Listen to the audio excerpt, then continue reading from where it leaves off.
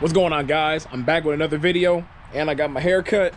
And in today's video, we're gonna be doing an oil change on my CLK 500 again, but we're actually gonna be using a fluid extractor from Vevor. This is the fluid extractor and it comes with different fittings,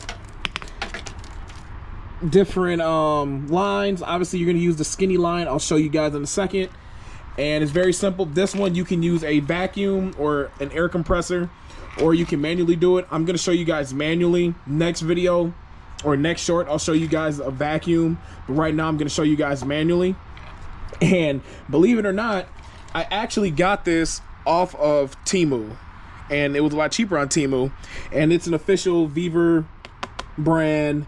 They were certified on Temu, and it was cheaper than ordering through them. So I'm gonna show you guys real quick on how to get this set up here. But before we do that, you want to locate where your oil service line is, and it's usually on the rear end of the engine, and it is usually have a red cap. Then it's gonna be there. You're gonna put the line down there until you hit the bottom of the oil pan. I'm gonna show you guys that in 1 second. So what you guys are gonna wanna do is, obviously, you probably wanna choose the thinnest line. It just helps better. I already kind of tested it out here, but I'm gonna go ahead and I'm going to connect this part to this hose. Once you get it connected, this is the other end that you're gonna connect. This end goes to the actual pump. So we're gonna lift this up, open that up, and then this actually turns in. We're gonna put it in there. I don't know if you guys are gonna be able to see it, but it locks in place like that. So now your pump is fully connected. I have the vacuum side on the closed position. Then, like I said, this is really simple, guys.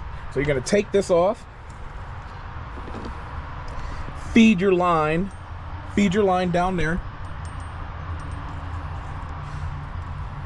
until it stops, or you're hitting the bottom of the pan.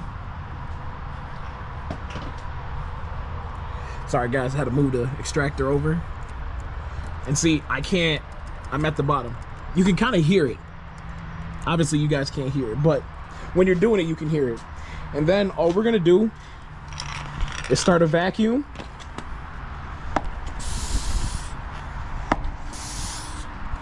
Look at that. You see that?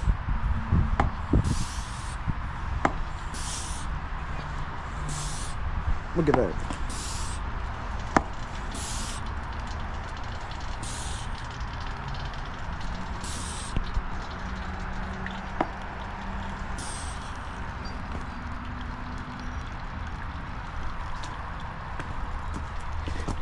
And it's currently draining. I don't know if you guys can hear it, but it's currently draining. It's that easy. It's that easy. You don't have to undo the drain bolt or anything like that. Now, I will say that I would say probably on your third or fourth oil change, I would recommend doing it from under, only because you're definitely gonna want to change the crush washer. It does go bad, you know, heat cycles and all that. So I would say on like your third or fourth oil change, go from under and change it that way. But this is just such a convenient way of draining. I mean, we're already right here. Look, don't have to lift up the car, don't have to worry about it. It would be a lot faster if I used the air compressor side, which I have an air compressor, but I wanted to do the manual way because some people don't have an air compressor, and then the manual way, you can do it the manual way too. And yeah, so we're just gonna let it drain and we'll fill it up after there. But obviously after that, well, since it's draining right now, I guess we should loosen up the filter. So let's go ahead and do that.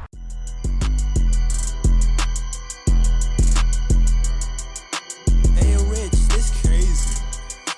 Turn that shit up, kids.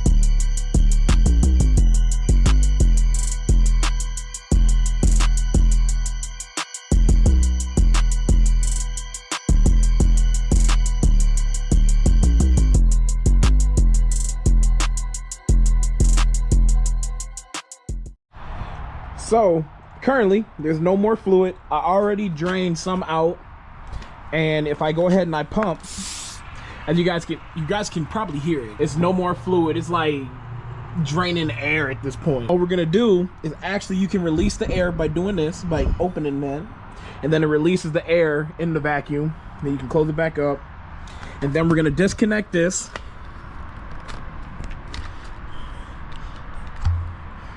Now it's disconnected,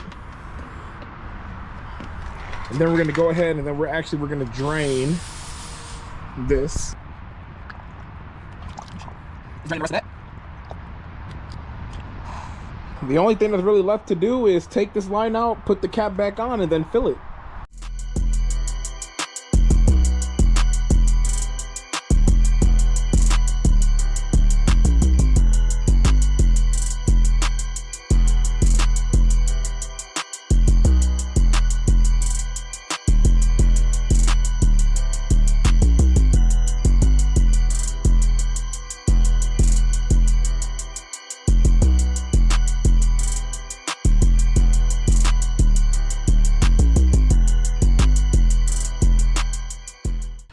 So I actually like to see what my level is at first before I run it.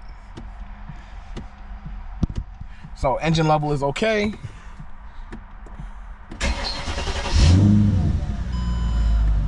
And then we start it, let it run for a little bit. Then we check to see if there's any leaks or anything, which there shouldn't be. So let it run for a little bit, let the oil cycle. And obviously, guys, when you want to do oil changes, you want to make sure you put your hood in service mode, which is just the last notch, or the top notch here. You're going to push it in. This is the bottom notch that it normally goes in. So that's the normal notch. So then when you actually want to lift up, you're going to press this tab. Let me see if I can do it one hand here. Yep, you press it in. Just keep lifting it up until it clicks in. Now, it's been running for a little bit, so now we're gonna go ahead and turn it off, put it back in the on position, read the oil level again.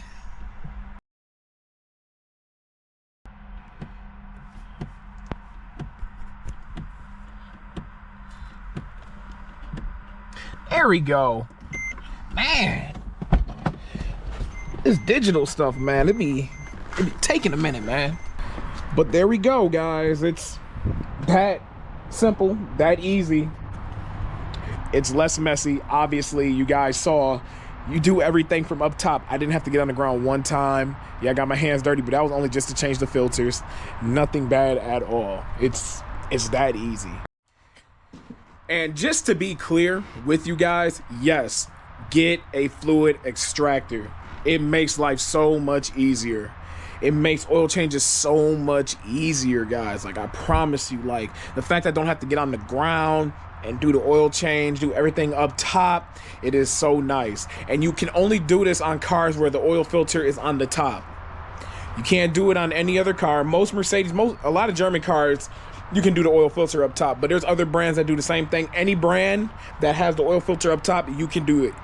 You can go through the oil dipstick tube, or like on Mercedes, we have the oil fluid service line. So you do it through there. It's that easy, guys. So I'm gonna clean up here and finish up what I need to do, touch up some things. And yeah, that's it. So I'll catch you guys in the next video. Peace.